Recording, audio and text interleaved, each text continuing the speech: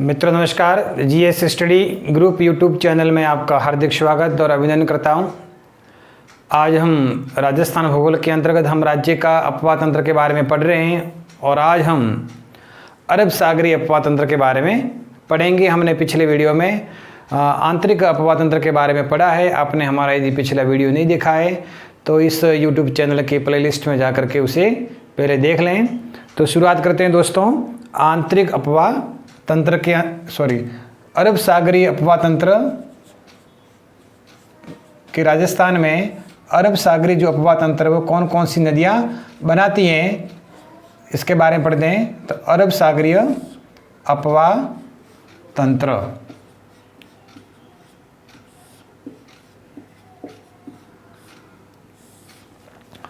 दोस्तों अरब सागरीय अपवाह तंत्र में वे नदियां आती हैं जो अपना जल अरब सागर में विसर्जन करती हैं। कहाँ करती हैं? अरब सागर में। देखिए हम भारत के मानचित्र के हिसाब से देखते हैं कि राज्य की कौन सी जो नदियां हैं कहाँ कहाँ जल विसर्जन करती हैं। तो देखिए ये अरब सागर का भाग है। अरब सागर और राजस्थान की स्थिति यहाँ पर है। अब राज्य की जो कुछ नदियां हैं जो आंतरिक अपवाह तंत्र बनाती हैं, कुछ नदियां जो अरब सागर में अपना जल विसर्जन करती हैं और कुछ नदियां हैं जो अन्य नदियों की सहायक नदियों के रूप में जल को लेकर के बंगाल की खाड़ी में अपना जल विसर्जन करती हैं। तो अरब सागरीय जो अपवाह तंत्र है ये राज्य में 17% क्षेत्र में पाया जाता है। कितना प्रतिशत है इसका? 17%। अब देखिए अरब सागरीय अपवाह तंत्र भी दो प्रकार का होता है। एक तो है कच्छ की खाड़ी का, कच्छ की खाड़ी, और दूसरा इसमें अपवाह तंत्र है खंबात की खाड़ी, खंबात की खाड़ी। अब जो नदियाँ ये जो कच्छ की खाड़ी है ये दोस्तों यहाँ जो मैं डॉट डॉट का जो निशान लगा रहा हूँ ये कौन सी खाड़ी है? ये कच्छ की खाड़ी है और ये है खंबात की खाड़ी। अब इन दोनों खाड़ियों में जो गिरती हैं इन्हीं अरब सागरीय अपवाह तंत्र कौन कौन सी नदियाँ बनाती हैं उसके लिए एक सूत्र है दोस्तों, याद रखना। तो दोस्तों उसकी एक ट्रिक बनाई मैंने। पश्चिम में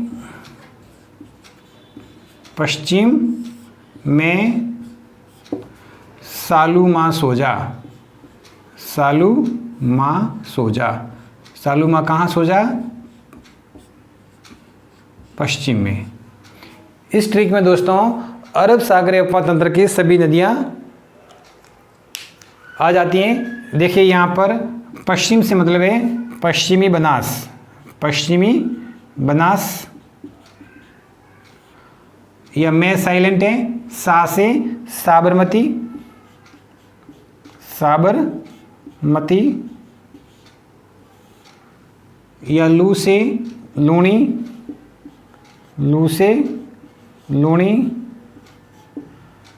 माँ से माही, माँ से माही, सो से सोम,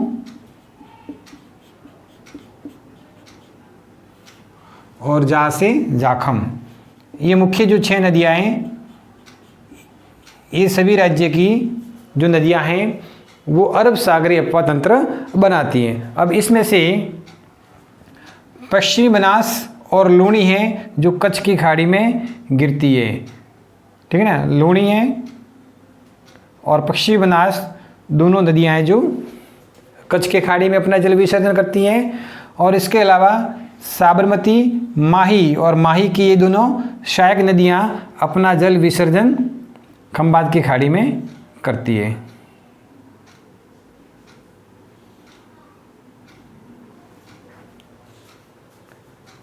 तो पश्चिमी बनास और लूणी ये दोनों नदियां हैं वो कच्छ की खाड़ी में अपना जल विसर्जन करती हैं, कच्छ की खाड़ी। और साबरमती, माही और माही की दोनों सहायक नदियां हैं सोम और जाखम, ये नदियां अपना जल विसर्जन खंबात की खाड़ी में करती है, खंबात की खाड़ी। अब हम दोस्तों पढ़ेंगे इन नदियों के बारे में विस्तृत अध्ययन करते हैं। देखिए,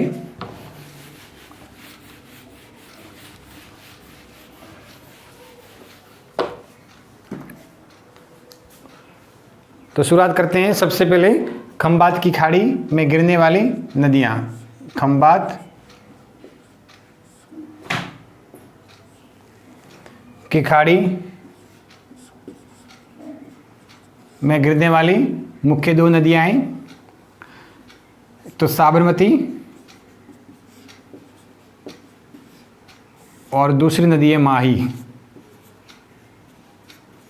तो साबरमती नदी और माही और उसके सहायक नदियाँ जो अपना जल है वो खंबात की खाड़ी में विसर्जन करती हैं। तो इन दोनों नदियों के बारे में विस्तृत अध्ययन करते हैं। की खाड़ी में गिरने वाली मुख्य दो नदियाँ हैं साबरमती और माही।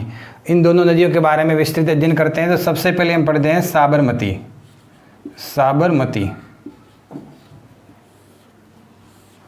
देखिए, राज्य के मानचित्र में साबरमती नदी की स्थिति का अवलोकन करते हैं।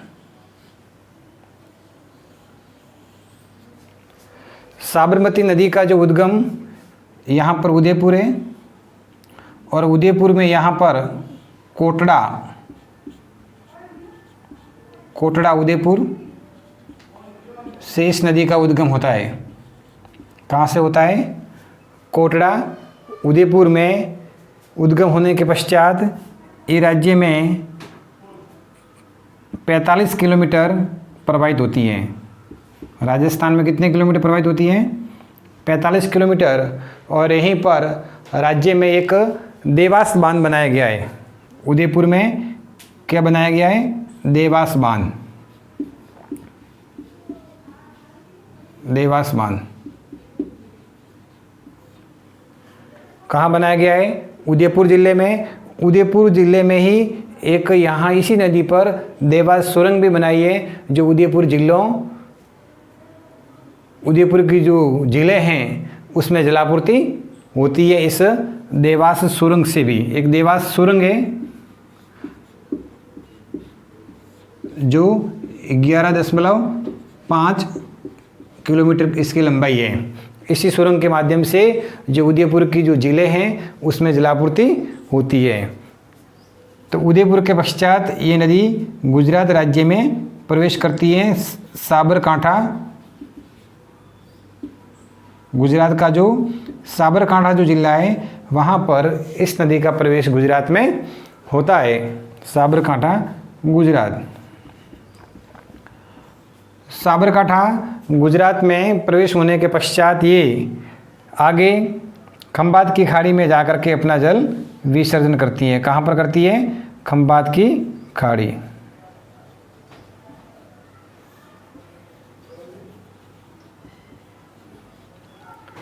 गुजरात में प्रवेश करने के पश्चात ये खंबात की खाड़ी में अपना जल विसर्जन करती हैं। और गुजरात में इस नदी की कुल लंबाई 371 किलोमीटर है। यानी कुल इस नदी की लंबाई 45 और 371 यानी 416 किलोमीटर इस नदी की कुल लंबाई है। ठीक है, तो गुजरात और राजस्थान के उदयपुर जिले में इस नदी का प्रवाह है। इसके पश्चात यहाँ पर गुजरात में इस नदी पर एक धरोही बांध बनाया गया है। कौन सा बांध बनाया गया गुजरात में?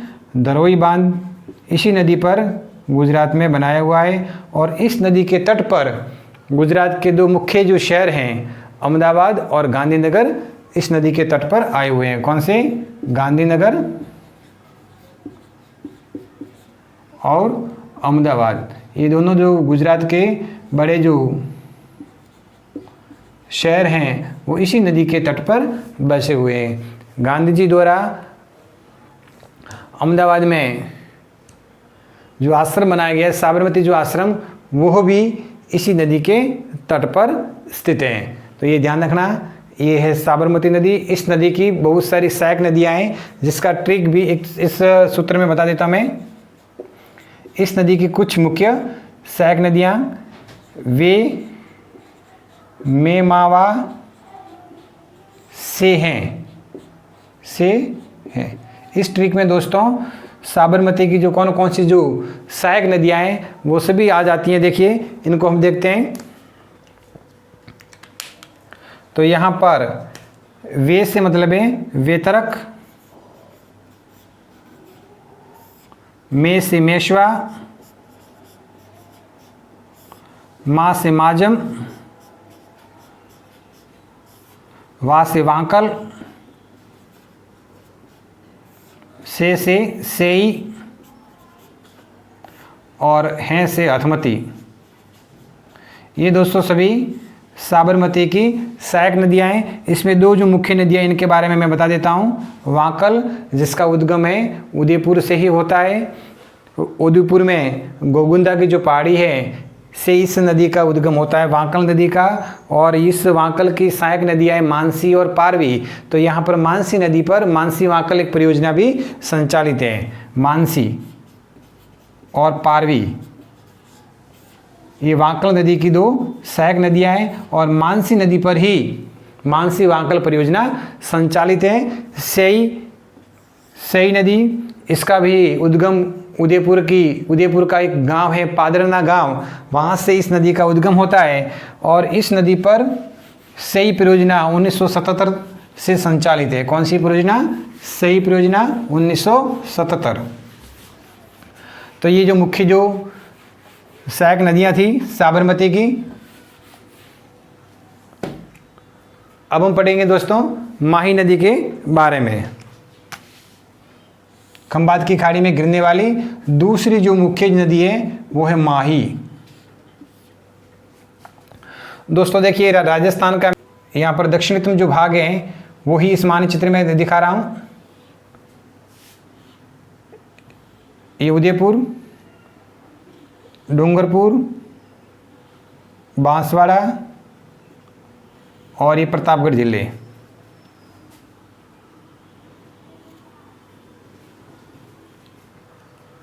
अब दोस्तों माही नदी का जो उद्गम है यहाँ पर मध्य प्रदेश में, एमपी यानी मध्य प्रदेश में मेहंद झील है। कौन सी झील है? मेहंद झील। मध्य प्रदेश का एक जिला है धार। धार जिले के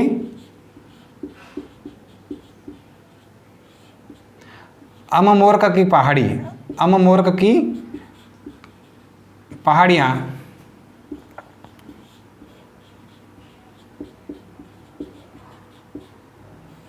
पहाड़ियों से माही नदी का उद्गम होता है। यहाँ पर मेंध झील के आसपास अममोरक की जो पहाड़ियाँ हैं मध्य प्रदेश के धार जिले में, वहीं से इस नदी का उद्गम होता है। और फिर ये राज्य के राजस्थान में बांसवाड़ा जिले में प्रवेश करती है। बांसवाड़ा जिले का एक गांव है खांदू ग्राम, बांसवाड़ा में ये प्रवेश राज्य में करती है। इसके पश्चात ये उत्तर में यहाँ पर ये प्रतापगढ़ जिला है और ये बांसवाड़ा और ये डूंगरपुर, इन तीन जिलों में इस नदी का राज्य में प्रवाह है। तो यहाँ पर देखें फिर उत्तर की ओर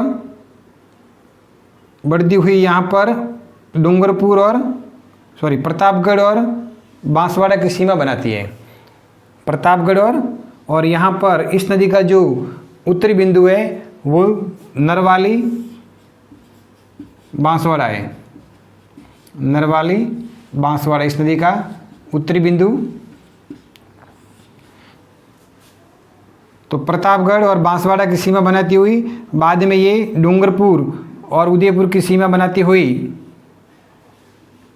गुजरात राज्य में प्रवेश कर जाती है। इन राजस्थान के बांसवाड़ा, प्रतापगढ़ और डूंगरपुर तीन जिलों में ये प्रवाहित होती हैं। ये जो नदी हैं जो राज्य में 171 किलोमीटर इसका प्रवाह है। कितना? 171 किलोमीटर है जो राजस्थान में इसका प्रवाह है। कुल इस नदी का जो प्रवाह है वो 576 किलोमीटर है। कितना? 576 किलोमीटर ये लंबी है। राज्य में इसका जो प्रवाह है 171 किलोमीटर। तो यहाँ पर गुजरात में पंचमहल, गुजरात का एक ज़िला है पंचमहल, पंचमहल ज़िले में प्रवेश कर जाती है। कौन से ज़िले में? पंचमहल ज़िले में प्रवेश कर जाती है। ये दोस्तों देखिए उल्टे यू आकार की है, इसका जो प्रवाह है उल्टा यू, यू उल्टा आकार में ये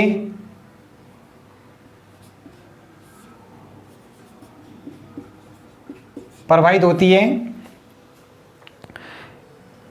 दूसरी खास विशेषता ये है कि ये दक्षिण से इस नदी का उद्गम होता है और दक्षिण में ही इसका निकास होता है। यानी राज्य की एकमात्र ऐसी नदी है जो दक्षिण से इसका उद्गम भी होता है और दक्षिण में ही इसका निकास भी होता है। इस नदी को वागड़ की गंगा, कांठल की गंगा, कांठल की गंगा, आदिवासियों की गंगा और दक्षिणी राजस्थान की स्वर्ण रेखा भी कहा जाता है। दक्षिणी राजस्थान की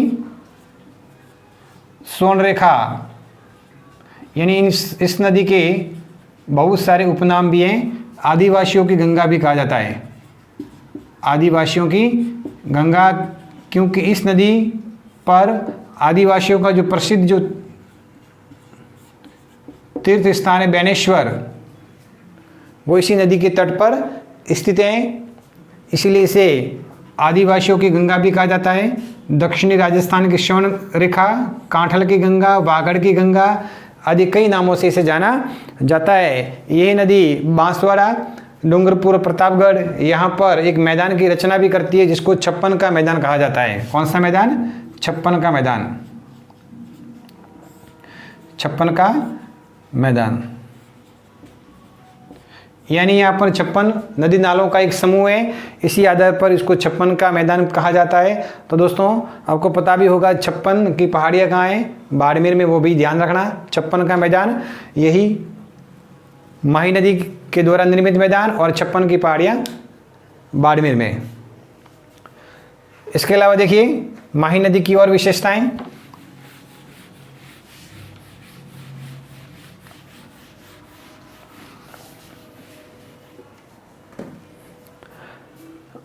माही नदी दोस्तों ये कर्क रेखा को 2 बार पार करती है। कौन सी रेखा को? कर्क रेखा को 2 बार पार करने वाली एकमात्र नदी है। कर्क रेखा को 2 बार पार करती है,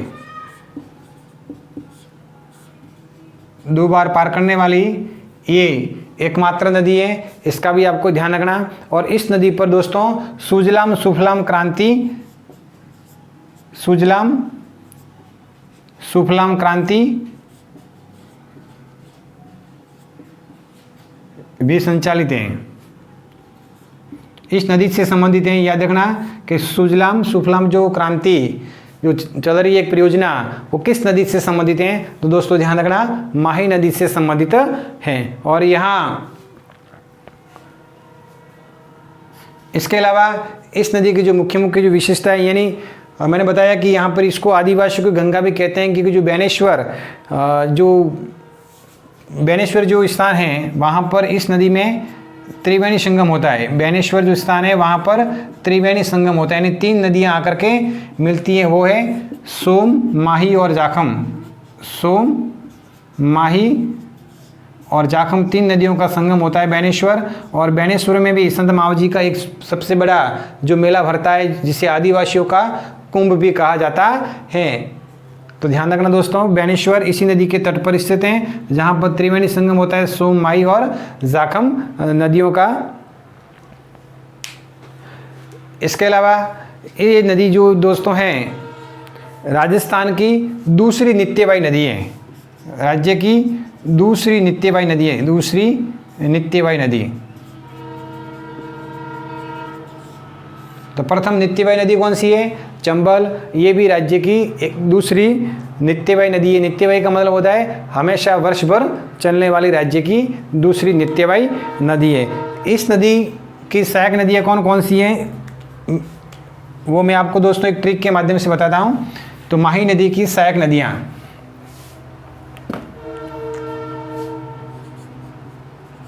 माही नदी की सहायक नदियाँ,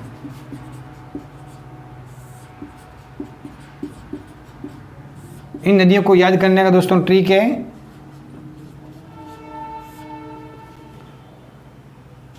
यह अजा चा मोरी शोभा। यह अजा चा मोरी शोभा। इस ट्रिक में दोस्तों सभी जो माही नदी की जो सहायक नदियों के नाम आ जाते हैं। यहाँ पर ई से मतलब है ईरू, अ से हरण, अ से अनास, जा से जाखम, चा से चाप, मोरी से मोरेन, सो से सोम और भा से भादर। ये सभी जो नदियाँ हैं दोस्तों, ये माही नदी की सहायक नदियाँ हैं। इसमें से कुछ जो मुख्य मुख्य नदियाँ इनके बारे में हम पढ़ेंगे। तो इस ट्रिक में सभी नदियों छिपी हुई है माही की सहायक नदियाँ, इसको याद कर लेना दोस्तों। अब देखिए माही नदी पर दोस्तों माही बजाज सागर बांध बांसवाड़ा में बना हुआ है। माही बजाज सागर बांध कहाँ बना हुआ है? बांसवाड़ा में। और ये राज्य का सबसे लंबा बांध है, राज्य का सबसे लंबा बांध और राज्य का दूसरा सबसे बड़ा बांध है। याद रखना, माही बजाज सागर बांध जो राज्य के बांसवाड़ा जिले में है, ये राज्य का सबसे बड़ा बांध है, राज्य का दूसरा सबसे बड़ा बांध है और राज्य का सबसे लंबा बांध है। लंबाई की दृष्टि से इस बांध का प्रथम स्थान है। इसके बाद इसी नदी पर गुजरात राज्य में कड़ाना बांध भी आया हुआ है। कड़ाना बांध गुजरात।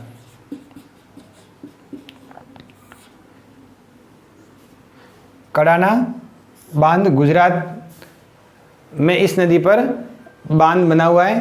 तो इन दोनों बांधों के बारे में दोस्तों याद रखना। अब यहाँ इस नदी की जो मैंने सहायक नदियों के नाम बताए थे, उसमें से दोस्तों सबसे पहले पढ़ते हम सोम। सोम नदी बिछामेड़ी की जो पहाड़ियाँ हैं उदयपुर में, इस स्थान से इस नदी का उद्गम होता है। बिछामेड़ी की पहाड़ियाँ उदयपुर से, और इस नदी पर सोम कमला अम्बा एक परियोजना संचालित है। सोम कमला अम्बा, कमला अम्बा परियोजना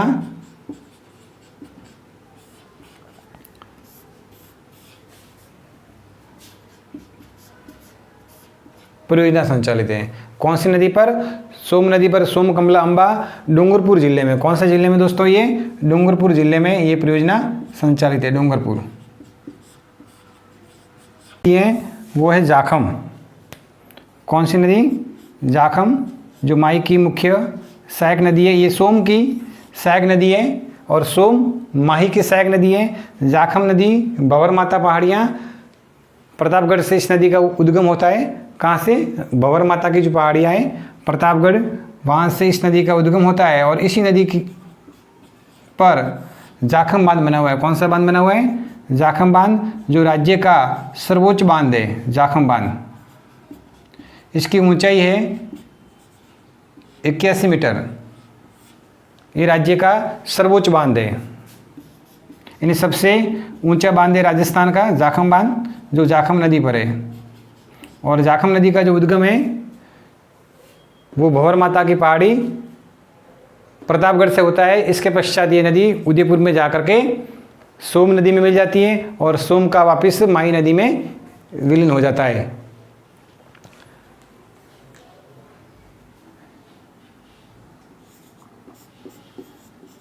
गोमती, गोमती नदी ये भी सोम की सहायक नदी है दोस्तों।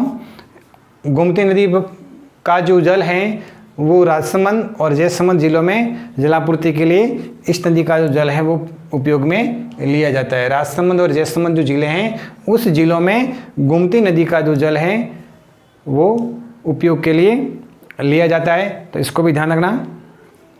इसके बाद अन्य नदी थी अनास। अनास नदी दोस्तों, इस नदी का भी उद्गम अम्बेर मध्य प्रदेश से होता है। कहाँ से होता है? अम्बेर मध्य प्रदेश से इस नदी का उद्गम होता है। और मिलड़ी खेड़ा बांसवाड़ा में ये नदी राजस्थान में प्रवेश करती है। मिलड़ी खेड़ा, इसके बारे में याद रखना, इस नदी पर अनास परियोजना संचालित है। कौन सी परियोजना? अनास परियोजना संचालित है, जो राज्य की पूर्णत परियोजना है। राज्य की पूर्णत परियोजना है, यानी पूरी तरह से राज्य द्वारा संचालित परियोजना है। कौन सी नदी पर? अनास नदी पर। अनास नदी का उद्गम अम्बेर मध्य प्रदेश से होता है और मिलड़ी खेड़ा जो बांसवाड़ा का स्थान है वहाँ पर ये राज्य में प्रवेश करती हैं और बाद में ये माही नदी में जाकर के विलीन हो जाती हैं। तो ये दोस्तों खंबात की खाड़ी में गिरने वाली जो मुख्य नदियाँ थी माही और साबरमती और उसकी सहायक नदियों के बारे में हमने पढ़ा। अब नेक्स्ट हम पढ़ेंगे कच्छ की खाड़ी में गिरने वाली नदियों के बारे में।